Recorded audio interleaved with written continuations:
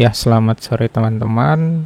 Pada kesempatan kali ini kita akan coba melakukan simulasi untuk menjawab suatu masalah. Nah, jadi masalahnya itu apa? Pernah nggak terpikir atau mengalami ya? Misalkan pengen mensimulasikan sesuatu, tapi ternyata domainnya itu sulit di mesh akibat bentuknya yang agak kompleks. Maka dari itu salah satu solusinya adalah kita melakukan partisi dari domain tersebut. Nah, ini adalah contoh yang akan kita simulasikan. Jadi kita akan mensimulasikan kasus acoustic analysis dan berikut adalah domainnya. Jadi yang bagian tengah sini adalah box speaker ya, yang akan menjadi sumber bunyinya. Terus di depannya atau di seberangnya adalah plat yang nantinya kita bisa lihat respons akustiknya, dan kemudian kotak besar ini adalah enclosure-nya. Ini bentuknya masih sederhana ya, karena ini cuma contoh, tapi kalau misalnya teman-teman menyelesaikan kasus aslinya mungkin akan lebih kompleks. Dan sekarang yang kita lakukan adalah membagi enclosure ini menjadi beberapa partisi. Kalau di sini dilihat cuma ada satu domain enclosure ya. Nah, kalau misalkan mengalami kesulitan meshing, kita bagi enclosure ini menjadi beberapa partisi. Nah, ini adalah geometri setelah kita membagi enclosure-nya. Nah, ini cara baginya gampang banget. Tinggal buat plane di tengah-tengah, habis itu masuk ke menu split body berdasarkan plane tersebut. Nanti jadi seperti ini. Atau partisi terserah sesuai dengan kebutuhan teman-teman ya. Dan di sini sudah terpartisi menjadi 2 domain ya. Tadi 1 domain, sekarang 2 domain.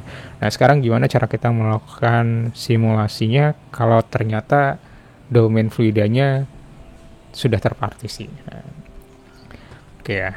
Di sini mungkin yang trikinya adalah gimana cara kita ngasih tahu ke ANSYS bagaimana cara ANSYS menganggap kalau antara 2 domain ini tuh sebenarnya satu domain yang utuh gitu ya. Sehingga tidak dianggap di batas enclosure ini adalah suatu dinding gitu. Jadi kita langsung masuk ke workbench ya. Tadi geometri yang belum dipartisi itu yang ini. Terus di sini saya buat komponen harmonic acoustic yang terdiri menginput geometri full ya, atau domain fluida yang full. Kemudian satu lagi ini adalah komponen C ini kopian dari komponen B yang berisi domain yang sudah terpartisi. Nah, sekarang analisis singkatnya saja, kedua setup ini sama. Pertama kita masuk dulu ke setup domain yang full ya. Nah, oke, ini setup domain yang full. Bisa dilihat di sini ada domain enclosure-nya yang kita assign memiliki material udara ya. Terus kalau misalkan domainnya cuma satu seperti ini, kita bisa ngelakuin meshing ya, dan kita bisa melakukan suatu sizing body. Nah, tapi sizing bodinya ini hanya terjadi ya di domain ini aja. Nah, kalau misalkan kita punya geometri yang cukup kompleks gitu ya, misalkan ada kayak honeycomb atau yang lainnya, otomatis sizing body yang sangat general seperti ini kurang bagus untuk memodelkannya. Nah, maka dari itu ada salah satu caranya adalah mempartisi body tersebut ya. Tapi ini yang masih full body. Nah, kemudian di sini adalah yang kita coba lakukan ya. Nah, di sini kita kasih sebagai analisis akustiknya sebuah mesh source ya. Sebuah mesh source itu bisa diambil dari, kalau nggak salah dari acoustic excitation ya. Nah, mesh source, terus di depannya kan ada plat. Jadi kalau misalkan ini menyebabkan gangguan ke dalam domain sini, otomatis kita harus tahu nih bagian mana yang akan berinteraksi antara plat yang berbentuk solid dengan enclosure yang berbentuk udara. Maka dari itu kita butuh fluid solid interface. Nah, sini kita buat fluid solid interface-nya adalah melingkupin plat ini ya. Nah, di sini sengaja kita pasang displacement, yaitu ada di ujung bawah sini ya, agar nanti waktu platnya bergoyang, bagian dasarnya tetap fix ya menyentuh tanah. Nah, setelah itu yaudah kita langsung melakukan simulasinya, dan kita bisa cek total deformation, acoustic pressure, sama SPL-nya. Nah, ini contoh hasilnya. Nah, ini bisa tonton play. Oke ya. Jadi dia bergelombang seperti ini. Nah, teman-teman juga bisa buat section. Nah, anggap ini tersection ya, teman-teman bisa melihat kayak acoustic pressure-nya. Nah, bisa terlihat seperti ini. Oke, nah sekarang masalahnya apakah cara ini sama yang saat kita melakukan simulasi dengan domain fluida yang terpartisi. Nah, maka dari itu kita akan menjawab di komponen selanjutnya. Ya, di sini komponen yang menyimpan domain terpartisi. Ini gampangnya adalah tinggal duplicate saja komponen ini, kemudian kita partisi geometrinya. Nah, nanti setelah dibuka, teman-teman akan dapatkan hasil seperti ini. Nah, kalau bisa dilihat, ini enclosure-nya ada dua domain ya. Volume bagian atas yang ini dan volume bagian bawah yang ini. Keduanya diisikan oleh air.